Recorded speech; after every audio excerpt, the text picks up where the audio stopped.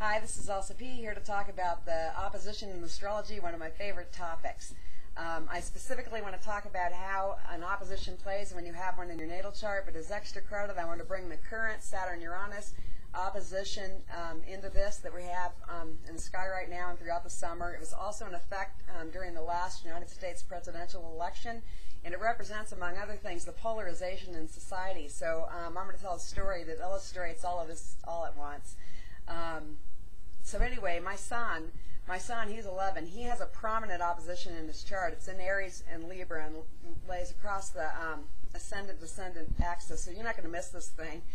It's very hardcore, and one of the ways that I see that play is that his father and I disagree on everything. We're like polar opposites, down to the fact I have dark hair and he has red hair, and you know, no matter what issue that you bring up, we pretty much are guaranteed to take opposite sides of it.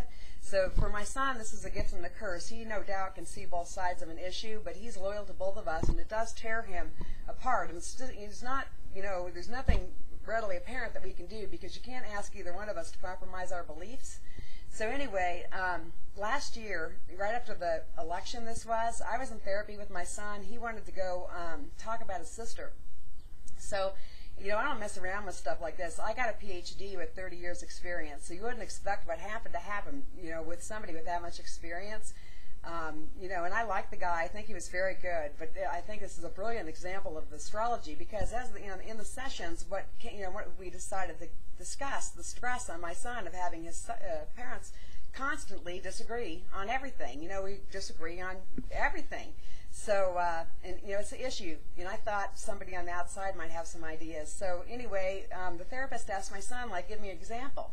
And my son said, you know, the example he gave was politics. And the therapist said, well, you know, what side is your mother on and what side is your father on? And my son told him, and he said, oh, well, your mother's wrong.